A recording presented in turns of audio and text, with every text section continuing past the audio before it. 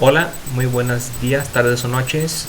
Mi nombre es Moreno Robles Alan Eduardo y yo les estaré explicando el tema de la implementación de los servicios de seguridad. ¿Cuáles son los objetivos de los servicios de seguridad o la seguridad informática?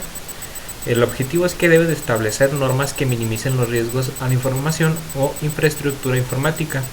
Estas normas incluyen horarios de funcionamiento, restricciones a ciertos lugares, autorizaciones, denegaciones, perfiles de usuario, planes de emergencia, protocolos y todo lo necesario que permita un buen nivel de seguridad informática, minimizando el impacto en el desempeño de los trabajadores y de la organización en general, y como principal contribuyente al uso de programas realizados por programadores.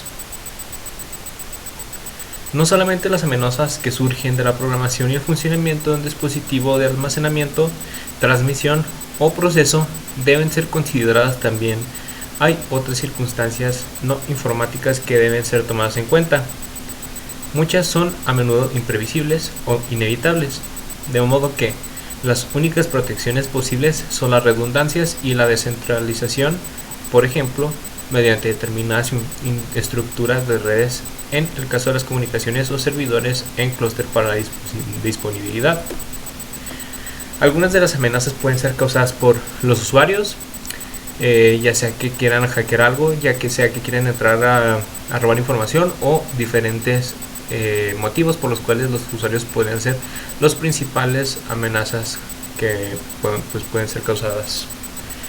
Otro sería programas maliciosos. Estos programas maliciosos normalmente son programas que se descargan de internet y que tienen como objetivo el robar información, el perjudicar lo que es tu trabajo, el trabajo de la empresa, y normalmente eso es lo que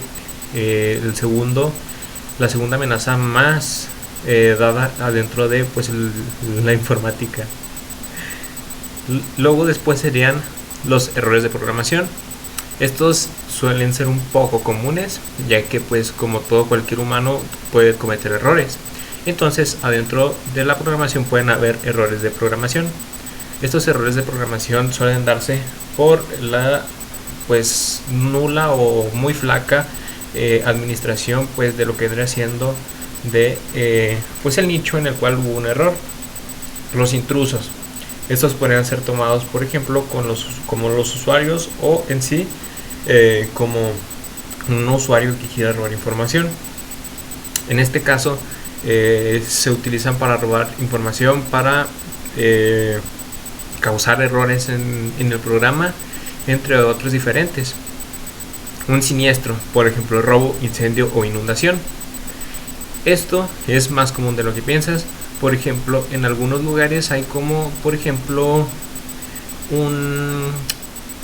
una base de datos, digamos. La base de datos está dentro de una computadora, la computadora central, y en esa computadora, digamos que se tuvo un incendio, hubo una inundación y se dañó, hubo un robo y ya no la pudieron recuperar. Ese podría ser un siniestro, por lo que ya no podría ser recuperada. Esa es una amenaza. Personal técnico interno.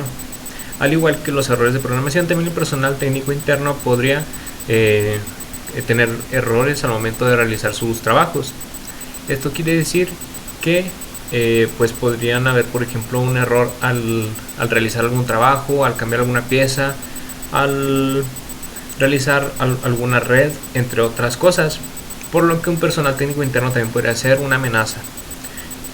Y por último, pero no menos importantes, los fallos electrónicos o lógicos de los sistemas informáticos en general.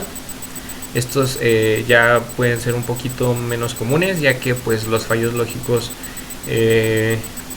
también pueden ser causados por ejemplo por un error de programación, o pueden ser causados por el paso del tiempo, porque no se actualizó el lenguaje de programación. Y los fallos electrónicos, esos ya vendrían siendo también por el tiempo de uso, por el tiempo de vida de cada cosa electrónica que se vaya a utilizar adentro de la computadora con la cual están trabajando. La primera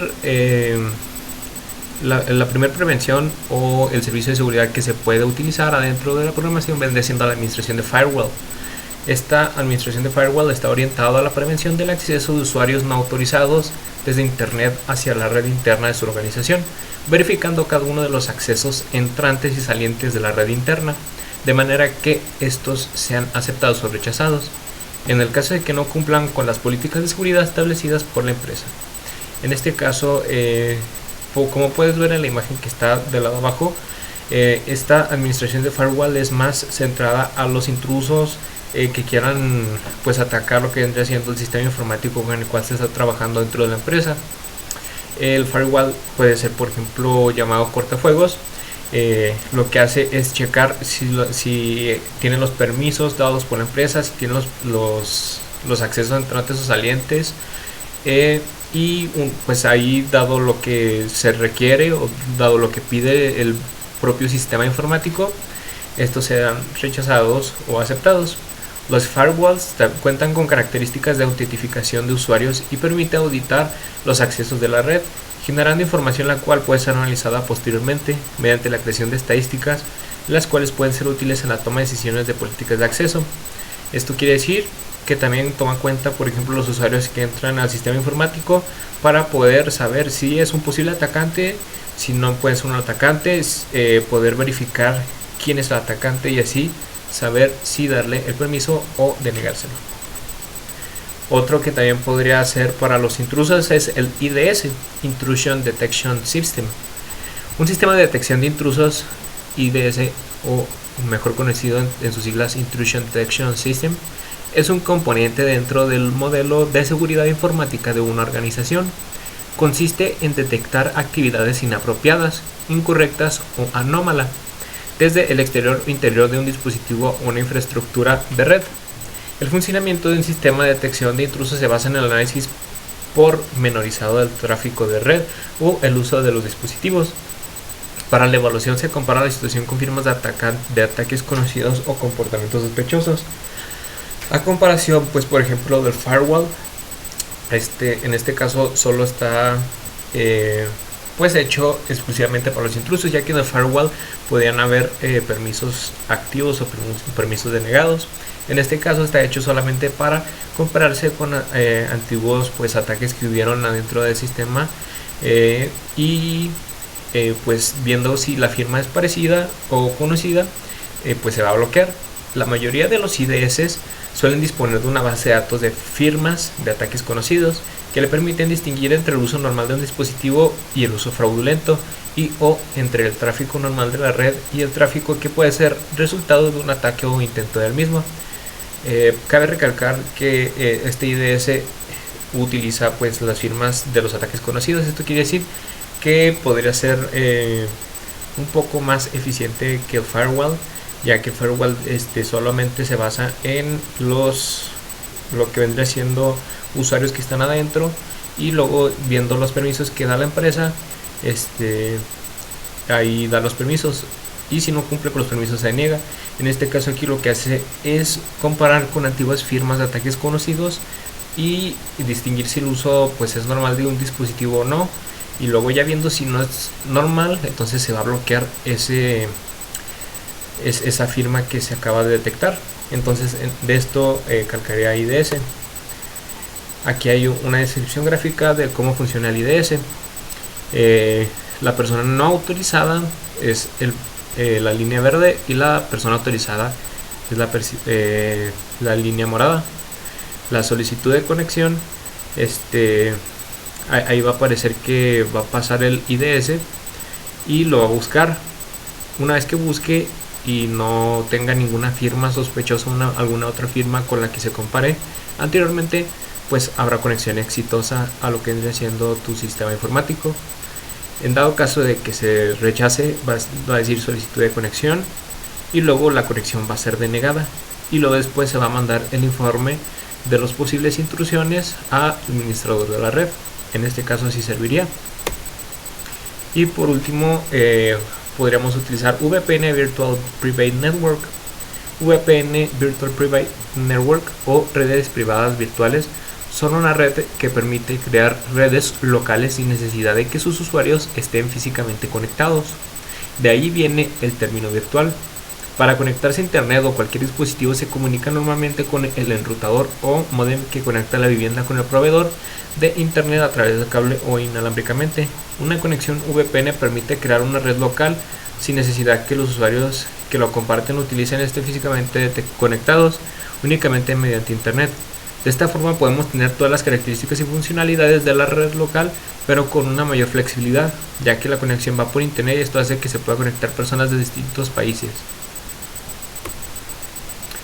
Y luego, pues por último, también podría ser el análisis de vulnerabilidad. Existen dos etapas principales en un análisis de vulnerabilidad, dependiendo del modelo de evaluación adoptado. Se pueden crear perfiles para localizar posibles debilidades que pueden ir desde configuraciones incorrectas hasta efectos complejos con la capacidad de comprometer drásticamente una aplicación, o producir informes detallados con registros de las vulnerabilidades encontradas para permitir la reparación inmediata y el aprendizaje en futuras ocasiones. La evaluación de vulnerabilidades puede tomar varios perfiles dependiendo del tipo de aplicación y de las necesidades del desarrollador. En este caso, este análisis de vulnerabilidad está hecho específicamente para los errores que pueden darse adentro del sistema informático. Como pudiste observar anteriormente, se nombró ese que era una de las mayores amenazas adentro de un sistema informático, por lo cual estos tres evitan que hayan pues errores adentro del sistema informático. Los dos anteriores que